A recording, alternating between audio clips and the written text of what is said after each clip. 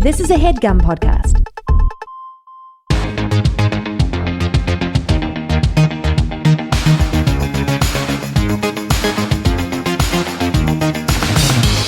Hello, and welcome to Good One, a podcast about jokes. I'm your host, Vulture Senior Editor, Jesse David Fox. Remember being a kid, consuming movies and TV by the handful as if they were Skittles or M&Ms or a third pelletized candy? You had no regard for what you were enjoying or what will last with you. It's just like a shovel to catch you up on the history of Western culture. Rachel Bloom was a kid once too, consuming mostly musical theater movies and original cast recordings. Then she saw Space Jam, and the rest was history. What if I just ended it there? That was the entire intro. No, I'll explain. So, as we get into in the episode, musical theater brought Rachel to NYU, which is also where she discovered sketch comedy. However, it was after college when she came up with the idea to merge the two, with a little help from Michael Jordan and a whole mess of Looney Tunes.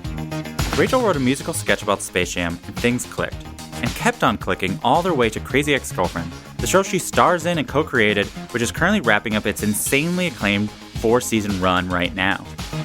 So let's hear the Space Jam song. I should know that Rachel never actually recorded an official version of the song, so what's available is a hard-to-hear live performance of it. For what it's worth, you can find the lyrics of the song in the notes for this week's episode. I also say, since this is an audio medium, that during the performance, Rachel is dancing in the style of a chorus line. To see, we'll embed the video in the Vulture post of this episode. So, coming to the stage, here is Rachel Bloom. Let's do the next song. So this next song I'm going to do for you is from the recent Broadway revival of A Chorus Line. Hi, I'm the director from A Chorus Line. You know me. I've been auditioning you all day for this unnamed Broadway show. And I'm so impressed by how all of you really bared your souls through song and dance about life's bitter hardships. There's only one person who hasn't bared their soul. Number 34. Me? Gee, I don't know if I'd have anything to say. I'm sure you have something important to sing about, something that bares your soul. Well, I've never found a true calling. I wouldn't call theater my life. From vocation to vocation, location to location, I'm just looking for something enthralling. It's true. I've never had my own thing. Unremarkable. A communist dream. But there is one movie that's just so damn groovy. It gives me a reason to sing.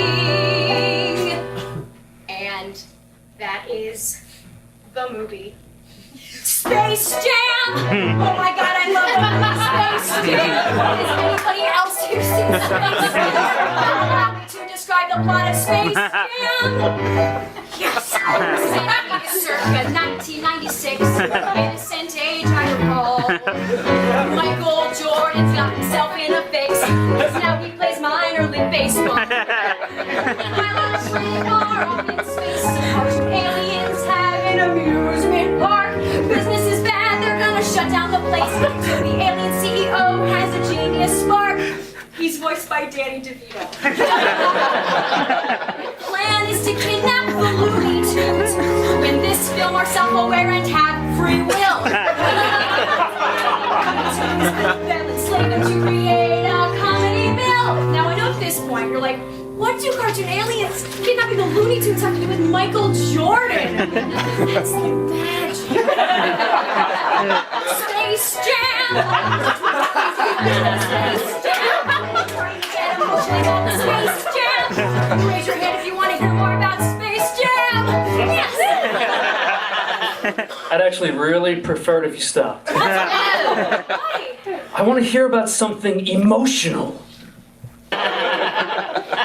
I will talk about the time that I came out of the closet. Would you like that? Yeah, that'd be awesome. Alright, so when I first realized that I was gay, I was nervous because I thought that no girl would ever. So these tiny cartoon aliens go. Just sing my spaceship stuff. And themselves, so they challenge them to a game of basketball. And the aliens go to a basketball game. The talents of the players in the NBA. And then they become monsters. No, monsters! Because the Looney Tunes desperate in a major way. And then one day, Michael Jordan is playing golf with Larry Bird and Bill Murray. It's sucked out of the golf hall. And the rest of you are like, oh my god, this movie's getting really intense. I might have to go there. It's so intense. When Michael Jordan gets to Looney Tune Land, he's so calm. He's almost dubious because all he says is, what are you guys doing here? They're gonna be slaves unless he helps them win. Michael agrees like the mensch he is, and so they start practicing for the space. Stop! What? You're just singing the plot to Space Jam. It's really important to me. Yeah, but why? Why is Space Jam so important to you? When I was 5, my daddy left, and my mama was addicted to coke. So I joined a group of runaway kids who were just as sad and broke. Then one night, this boy named Jake gave me my first kiss. But the day after that, he died of AIDS. Now I associate sickness with bliss. After going on a 3-day marathon, I decided to kill myself. Oh, and suddenly, like an angel, like a beacon, I saw the poster for Space Jam. And that's when I realized, if Looney Tunes can play basketball, who says I can't quit drugs? It's scary. Then I pulled myself back together. Everything is possible in Space Jam. So everything is possible for me. I was about to jump in front of a train when Space Jam ended my pain.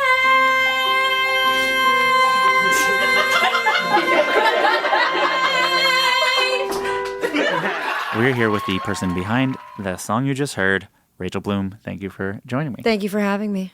So, where to start?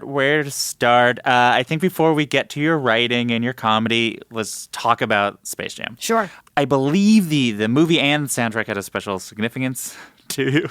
Yeah, so Space Jam was one of the first albums that I owned in elementary school. At our first talent show, we did, to end the talent show, a group dance to the song Space Jam.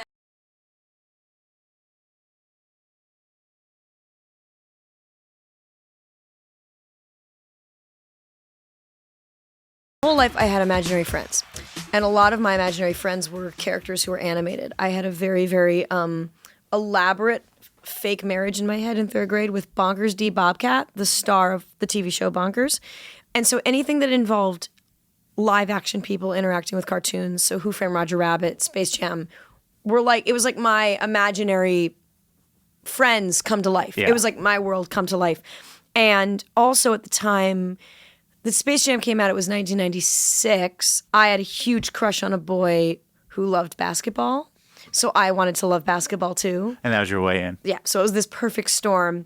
And so Space Jam has this, and it's also a very weird movie. I mean, it's a patchy movie. It's inconsistent. Some parts are amazing. Some parts are like, what the fuck? It's just like it's a crazy movie. Yeah, it's definitely like 3 movies at the same time. Yes.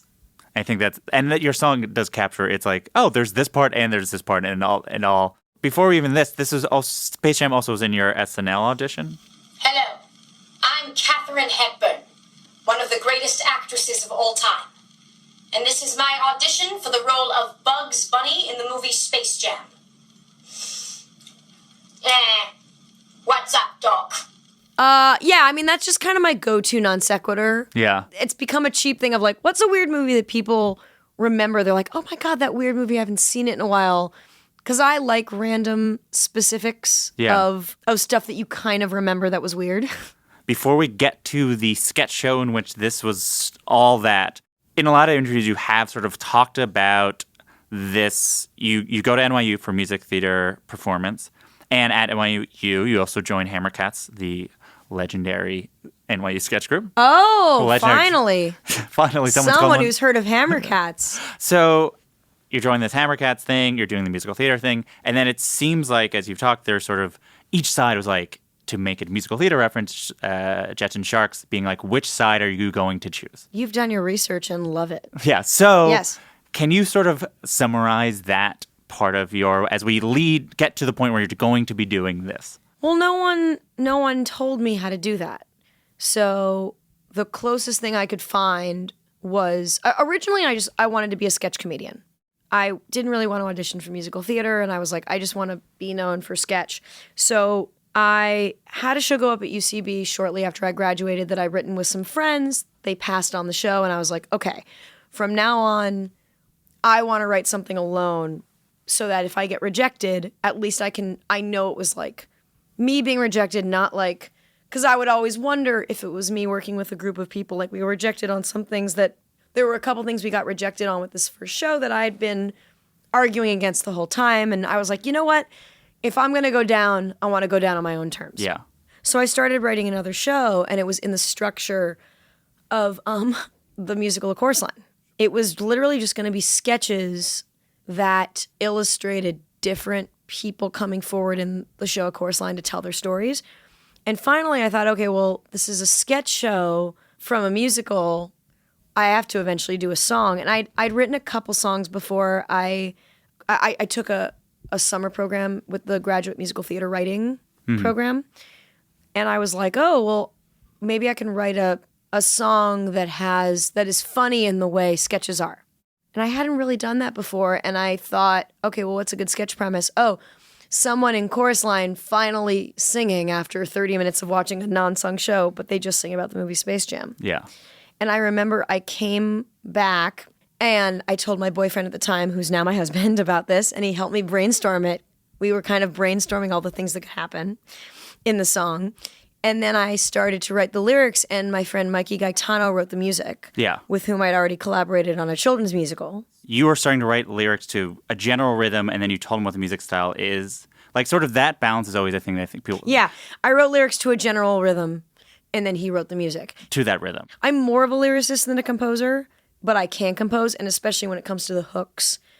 And if there's a specific melody or chords that are in my head of a way to heighten a way to tell the story or strengthen the joke, that's very important to me. But at the time, I was just being a lyricist, and I gave the song over to Mikey to do the music for, and he killed it. When you write lyrics, you do figure out what the game of the thing is going to be first, and Yes. then write to that, or figure out the game while... The game of these songs are musical sketches. You figure out the game, you figure out the premise. Ideally, you figure out what the title is, what's the interesting. hook, because that kind of binds everything together. Sometimes you don't, and sometimes you're just writing down jokes that support the game, and then the title will be inherent, but the general premise you need. I mean, Yeah. that's what I come premise first, idea first. And anything I write, chances are, even if it's dramatic, it's high premise. So there's a song I'm working on for Crazy X right now that's actually more of a dramatic song, but it still has a high premise to it. Concept comes first, writing down jokes, and then I'll immerse myself in the style or the genre that I want to write, and a rhythm will come through that's kind of instinctive for me. So it'll be premise, and then you'll think, what is the style that would make sense for this premise? Yeah. Or clash with the premise. Yeah. By make sense, Yes. be comedically functional. Yes. How would you describe the sort of game of this? Well, the game of this is I think inherent in understanding it's from A Chorus Line. So the game of this is a song written like a serious confessional musical theater song, but it's about a very, very frivolous topic. And then heightening that with what are the ways you can make this song incredibly frivolous?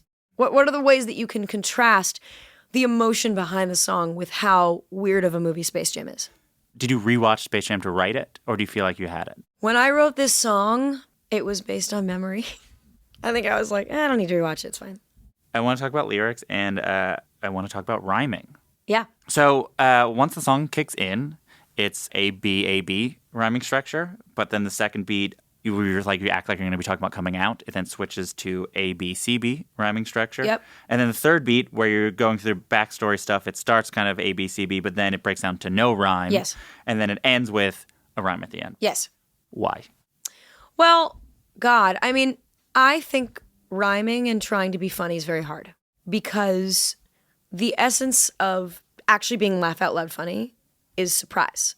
The audience can't see that it's coming. Like a lot of surprise. Yes. Like you can have a little surprise if it rhymes, but you're like, huh. Yeah, exactly. And that's why a lot of musical theater is cute and clever rather than funny because it's so rhymey. Yeah. So you have to subvert expectations. And so you either need a rhyme that's really going to like blow people out of the water, or you have to subvert the rhyme itself. And I think especially in Space Jam, a lot of those jokes are not done on a rhyme because I didn't want people to see what was coming. If you say fall, you'd be like, oh, be basketball, and you're like, or just think of what it'd be a rhyme. And that's also the straight man, in a way, the straight man of the song. And a lot of these songs is traditional song structure. Yeah. And then when you subvert that, that's the joke. Do you just have a rhyming dictionary open? I do Rhyme Zone sometimes. Cool, yeah, Yep. I assumed it was Rhyme Zone. Yep. I'm like, this would be the time for everyone to know everyone uses Rhyme Zone. But like I've been coming around to rhyming more, especially working with Adam Schlesinger, who really wants everything to rhyme. And so I've made as much of an effort as possible to try the rhyme before I completely give up on it. Yeah, because I think in musical theater, people are very particular about that things rhyme, like really rhyme, not like slant rhyme. That was like, I had a coworker who was very mad at Hamilton because that slant rhymes, but like hip hop, if you have only true rhymes, it sounds like really corny. Who cares? Who cares? I'm a little bit like, okay, fine. If it sounds good and it's a good song, I don't know. I'm very lazy with like exact rhymes and slant rhymes. I just don't. I guess the question would be if the rhyme will make it seem more like the song it is, or maybe sort of like the genre it is. Yeah. I think rhyming is very easy when you're doing the genre straightforward. When you're trying to do the jokes, that's when it gets a lot more challenging. Yeah. I mean, I think there's a clunky rhyme in this, like amusement park, business has been bad, till the alien CEO has a genius spark. He's voiced by Danny DeVito. So the joke of that line isn't genius spark. The joke of that is he's voiced by Danny DeVito. Yeah. So this is like me, I mean, again, like beginnings of writing comedy songs of like not even attempting to do a joke on the rhyme, just being like, fuck it. Yeah, it's like... Because I was so tired of musical theater being so predictable and cutesy. In general, are there other rules that you feel like you need to adhere to or subvert? No, I mean, generally the basics of, which I actually were codified to me in a musical improv class, of you either have verse, chorus, bridge, verse, chorus, or if it's a tagline song, verse, bridge, verse. I generally adhere to that. Yeah. It's an essay. I mean, I see these songs as they're essays. Your thesis statement is the title. Your verses are supporting paragraphs, and then your bridge is like going away really, both, and kind of exploring the counter argument. So I was thinking about sort of the broad version of this question is like, how good are your songs supposed to be? But in the sense of, like, when I talk to Bo Burnham, his big thing is he wants to be able to sort of make fun of a thing, but also use the benefit of using the genre or whatever. So it's like, oh, if you're giving like a big musical number, you want to sort of undercut the idea of big musical numbers, but also use the emotive or the ability to influence people as much as a big musical number does. Yes. Yeah, I agree. I mean, my favorite songs that I've been involved in writing do all of it. Have a good joke, but also use the fact that it's a song, and songs are emotional. Songs access a deep, primal emotional part of our psyche to get real and get serious and not be emotionally insincere. It's the thing that musical comedy can do. It can sort of just like, it can balance things and get to people and not get to a sort of essence of things that I think other comedies just sort of struggles with because it's people talking. Yep. That I think it is what your show is able to keep on tapping into. We'll be back with more Rachel Bloom after this word from our sponsor. Hi, me here. Since you seemingly like the podcast as you are listening to it, I want to tell you about a very super exciting live show we're doing in Brooklyn. On January 11th, we'll be doing a live good one at Union Hall with the extra special guest, Julie Klausner, creator and star of Difficult People, host of the How Was Your Week podcast, writer of I Don't Care About Your Band. Julie was actually the first comedy person I ever interviewed, and I've been waiting for the right time to have her on the show. Julie loves jokes, and she writes like jokes, you know, the sort that take up space in an episode and demand you live in them for a minute. We'll also have other fun stuff, like mini interviews with up-and-coming comedians I adore about jokes they performed that night. So again, that is January 11th at Union Hall as part of the Brooklyn Podcast Festival. It would be so great and mean so much if you came out. Now, back to me. And we're back with Rachel Bloom. So when re-listening to the song, I know I've heard it before, but then re-listening for that, I was looking for one specific type of joke, and I was very excited when it happened, which was you have the director go, "You're just singing the plot of the movie Space Jam." Yes. Which, as you must know, it's a style joke that you use a lot, and like in which I don't know if anyone will notice was essentially I am associated with Anchorman as like really pioneering the doing a thing and then saying you're doing the thing. But it's a very, to me, a very UCB style thing. That's the thing is like all of these things that are popularized by mainstream movies, you already see them in indie comedy theaters 5-10 years before. That, as a popular example, as a person who have not been in all those indie movies, yes, is it like I think of it as playing on top of your intelligence of calling out the thing that is happening. Correct. Go through some other examples of what you've done since, and just sort of why do you like using them? Because you do, it's in a lot of. It's like there's always a moment. Well, I like having moments of gravity. It's almost even like in pictures of your dick, where she runs into the ex and he's like, Stop posting pictures of my dick on the internet, you crazy person. I will sue you for invasion of privacy, you fucking insane bitch. It's the first person and the first time in the song to acknowledge that the song is crazy or that the premise is not normal. It's the first person to call it the premise because when you're doing comedy songs, your straight man is the style. Yeah. Your straight man is the genre. So you don't necessarily need a straight man to come in and go, that's weird.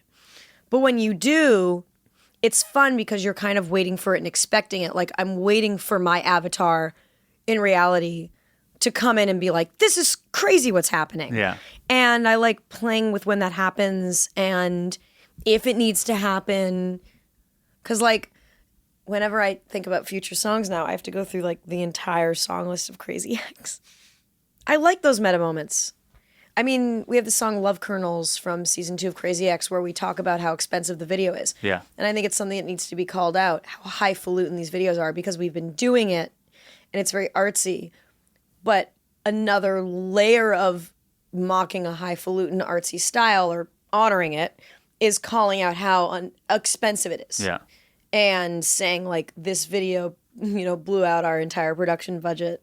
We used up every cent. That's another, and that's when you start getting meta on the show with, okay, if you're doing a comedy song to the fullest height of your intelligence and like the fullest extent it can be done, you're gonna call out the tropes of the song in sometimes meta ways as well. Preparing for this, like almost every profile of you points out that you're blunt. Yeah. Which I feel like it is a direct thing. It's similar also that you do not wait to establish what the premise is. For the most part, you'll be like, this is the premise of this. The game is here. Yeah. We're going to say what it is off the game. Yeah, because otherwise every second you're not laughing at, every second you don't know what's happening is kind of a wasted moment. It's just, it feels indulgent, especially in a show where you're like, oh, we're going to, then you're like, oh, she's just singing. She's showing how good she is at singing. If you don't have a joke. Yeah, that's a really good point. But also get to the thing. What are you talking about? Get to the thing you're talking about. What do you feel like these moments serve the show in terms of character development opposed to just the comedy of it? Like, what do you think is useful in terms of characterization? The melody and music, it's the person's heart.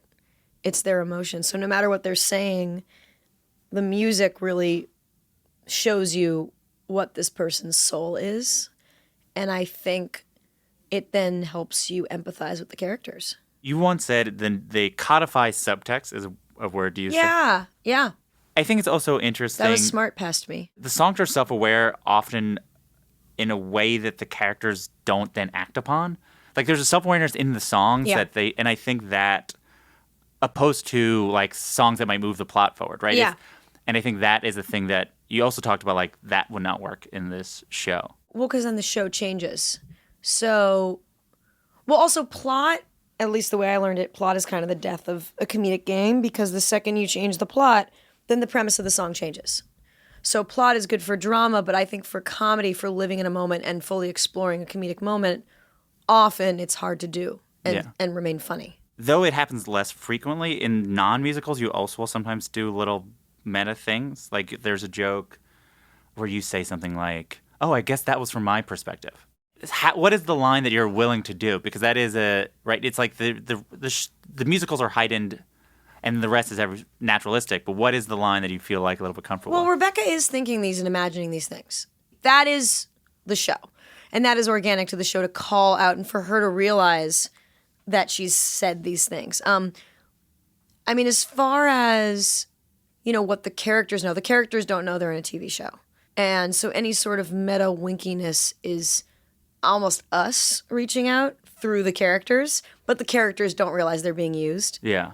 God, it just depends on the joke. Yeah. The show is a deconstruction of musicals and romantic comedies. And when you deconstruct, you mock and you call out and you are self-aware in a way that you wouldn't be if you were just doing the thing. I think that gets at something really interesting in sort of the fundamental structure, which is if real people acted like characters in TV shows and movies, they'd be like diagnosedly crazy. Sure. Considering this, how do you still make the development of the characters feel television-y? Well, you have to make it clear what they're thinking, what they're feeling. And there has to be, we're still telling a story. So there is an arc and there is movement and there is especially in the tone of our show, there is a certain sharpness to it that maybe is a slightly heightened version of reality. It's all about like what is recognizable in this to what people are actually like.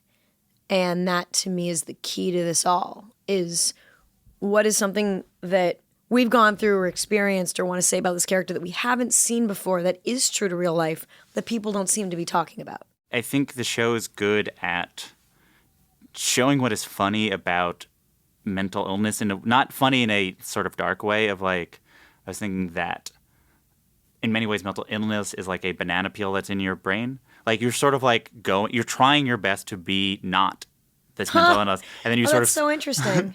How do you do that without making it so frustrating? Like, how do you, like, I think it's frustrating if these were real people, but like, how do you. If you understand where it's coming from. Yeah. I mean, that's the only way.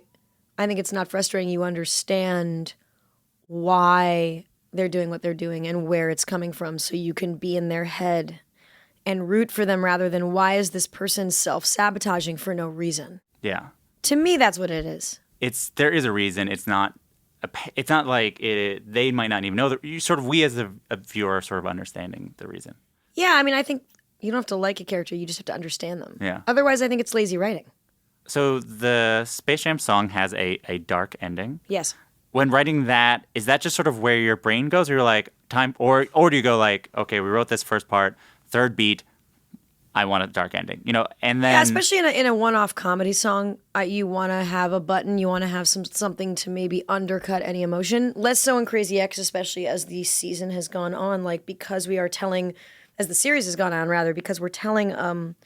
There are some songs that come in that are almost like series arc songs, and you're invested in these characters. It's different than if it were one-off comedy songs. You can push a certain sort of darkness because you don't have to then pay it off. In the context of Crazy Ex-Girlfriend, I was thinking specifically about this song's relationship to pop culture because she uses Space Jam to cover up her darkness for the first 2/3 of this song. Well, sure, it's the whole song could just be about the movie Space Jam, but then it's like, why are you so into Space Jam? That's calling out the reality.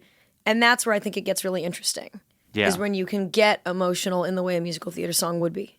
If you look at this song and then sort of the songs you've done, and songs inherently themselves are popular culture, what do you feel like your feeling about popular culture is vis-a-vis people's psychology? I think it provides us narratives that are sometimes helpful and sometimes hurtful. I think that it organizes our brains, are used to seeing patterns, and I think that myself included, I get very swept up in this idea that things in life are harmonious, meant to be, there's a rhythm, there's a symmetry, but life is chaos. And so I think that that's maybe a detriment of pop culture, is distracting us from the fact that life is chaos and then you die. So you've talked about how at first Rebecca has these songs, and then as she infects people sort of with Rebecca-ness, they have the songs. And in the current season, you essentially have the entire company sing. So I was thinking about if the songs are good or positive or negative. Considering that ultimately the audience likes the songs, do you feel like you're trying to say the audience is complicit in the suffering of the characters? I would say for the second, no. Okay. And And if we play with that. I mean, because the songs don't always come from suffering; they come from emotion. Yeah, sometimes they're just for better or like, for worse. yeah. Look, heightened emotion lends itself to music, and I think that that's why maybe in more settled moments it lends itself to music less. But that's not to say strong emotions are bad. Yeah. So it's a mixed bag. It depends on the song, but I think that no matter what emotional state the characters are in, the song is them trying to understand what they're feeling. Talking about Crazy Ex, you said you really like songs that deal with maintaining composure and keeping control. You also said, Rebecca, that you're not trying to make her likable, but you said you're trying to have people understand her. And that's also like this song in a way. I mean, we don't know who this person is, but Sure. how much is this person a proto Rebecca Bunch? And so many characters, you're doing the music videos, not to mention Broadway Crazy. Like, essentially, comedians have personas, and then they make these shows based on them. And, how much does this show feel like you're sort of doing a specific thing about, air quotes, craziness? There is a very clean line, especially because Aline found me for this show based on the music videos that I've been doing. And yeah, I mean, that is my alter ego, is this kind of, it's a cracked out ingenue. Yeah. For lack of a better way to say it, it's the deconstruction of a starry-eyed ingenue. It's a very, very clean line. This show deepens it immensely and elaborates on it, but at the core there is that alter ego that I'd been exploring. So you do this sketch, and how did you feel about it? This is your first song. Yeah. What then happens with it? Well, I did it in the first show I had at UCB called Sing Out Louise, which was a show in the context of a basic cable show about what was currently on Broadway. Oh, so what happened was I wrote this song, I played it for my boyfriend, now husband, and he was like, this is your show. Yeah. The sketch stuff everyone else is doing, no one's doing this. So then I took some time and I was like, you're kind of right. And I thought, well, what if I did an all-musical sketch show? And I wrote the show, Sing Out Louise, which was the title of within the show, a cable access show called Sing Out Louise, hosted by two hosts, kind of like a taxi TV feel.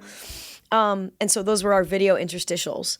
And then the musical sketches were, let's see what is on Broadway this year. So everything was in the context of, let's see what's on Broadway. So the context was like, this was a new version of a chorus line with a cut song.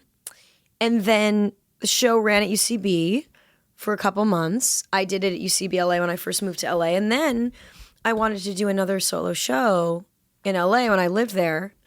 And I called it Rachel Bloom as a Triple Threat. And the context of that was I played a version of myself that had been on Broadway as Annie when I was 11 and had been locked in a basement for 3 years, was out and now trying to restart her acting career.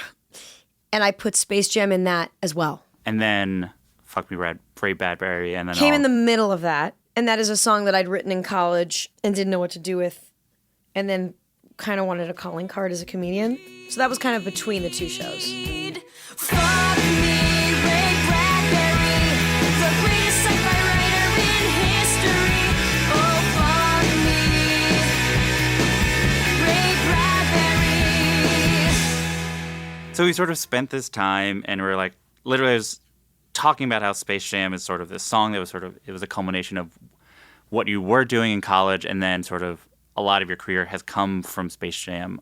So to quote a song from Crazy Ex-Girlfriend, because life is a gradual series of revelations that occur over a period of time. Some things might happen that seem connected, but there's not always a reason or rhyme.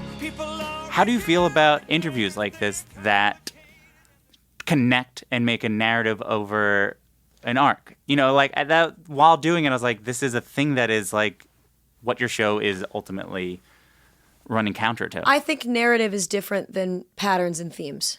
I think that narrative is like, yes, life is random, but I think people have running patterns and running themes that maybe are never resolved and never arc out and never have like a denouement and a revelation.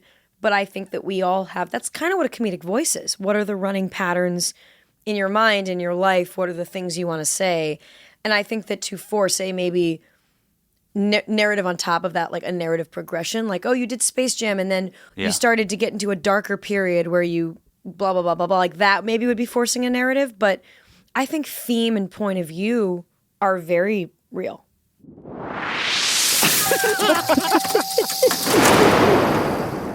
That sound means it's time for our final segment, which is the laughing round. It's like a lightning round, but because this is comedy, it's a laughing round. Great. So, do you remember any parts of your Torah or Haftarah portions? I wasn't bat mitzvah. What? I quit Hebrew school because I wanted to do more theater. It's very off-brand. I know. Now I'm so mad. Sorry. Do you know? All right, this is fun. This is barely a question, but I was listening to pictures of your dick, and I realized there must be chord patterns that are exactly like the last song in Hamilton. Really? I'm just gonna play it. Yeah.